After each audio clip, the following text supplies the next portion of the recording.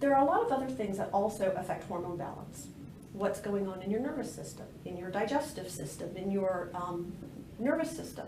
Those things all have a role to play in what's going on with your hormone balance. And the opposite is true. Your hormone balance plays a role in immune system function and nervous system function and your digestion. So it's important to think of this in a holistic way.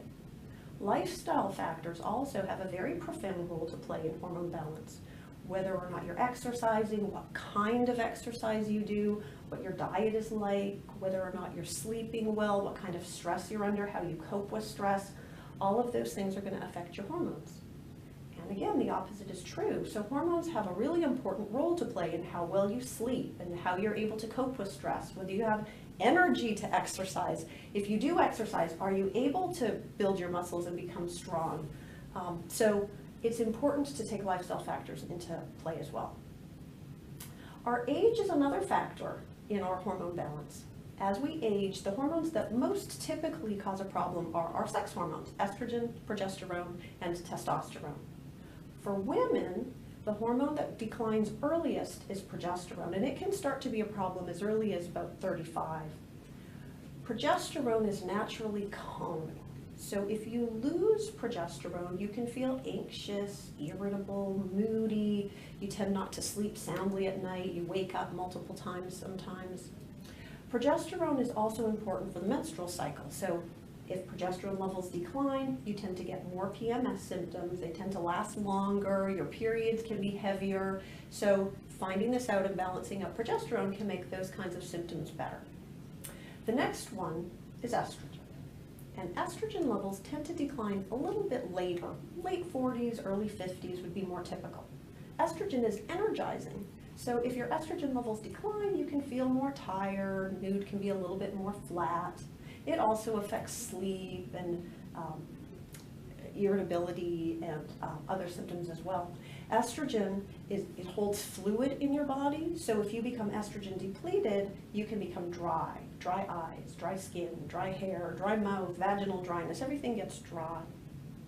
Estrogen is really important for heart health and for bone health, but really one of the most profound ways that estrogen affects the body is on our brain health. So the energy, mood, but also memory. Word finding, being able to spit out that word that you want to say, remembering why you walked in the room and where you put your car keys. Women really notice the difference when their estrogen levels drop. Testosterone is important for women and for men. Testosterone is like your inner strength or your emotional shield. It's your competitive drive, motivation, confidence, self-esteem, assertiveness, decisiveness. So those are the kinds of things that can sometimes decline if your testosterone levels are low.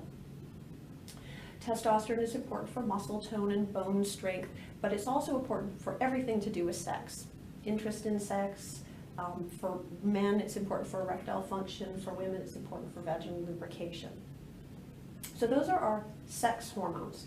The next category of hormones is our stress hormones. So cortisol is our most important stress hormone. It allows us to cope with stress. If you have chronic stress in your life, so that means the stresses you know about, the emotional stressors, you're busy, you're worried, etc., plus physical stressors, pain, infections, allergies, surgery, hormone problems, nutritional deficiencies. So all of that rolled up together counts as your stress. And a lot of us have chronic stress, which causes chronically elevated cortisol levels, and that can cause you to gain weight, especially around your midsection. You can feel stressed and wired, and it's not good for your memory, it's not good for your immune system or your blood sugar, and really kind of in a nutshell, chronically elevated cortisol tends to age you prematurely. What's even worse, though, is if your hormone levels start to drop inappropriately. So if you're starting to have declining cortisol levels, then it gets really difficult to cope with stress. Things start to feel more overwhelming and exhausting when really they may not need to be. And fatigue is a really typical symptom.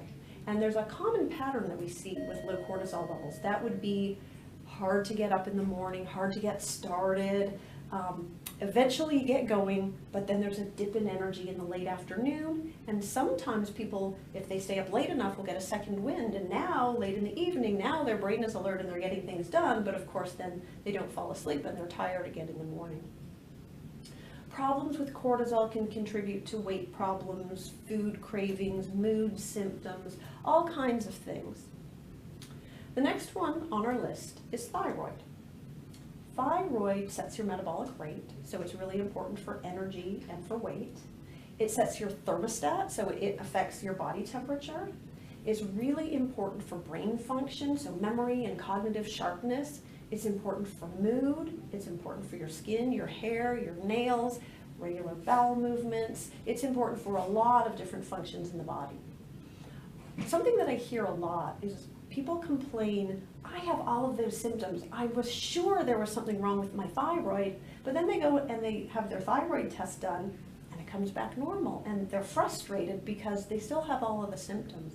There's actually a lot of reasons why you can have lots of symptoms of thyroid problems when your thyroid test is not normal, is normal. It might be that the right tests haven't been done. It could be that your symptoms are actually due to something else, like adrenal problems, for example, because there's a lot of overlap between cortisol symptoms and thyroid symptoms. What happens with your estrogen and progesterone balance can affect how well thyroid hormone works in your body. What happens with your cortisol level can affect how well thyroid works in your body. So it's really important to have a more comprehensive look in order to figure out what the cause of the symptoms really is.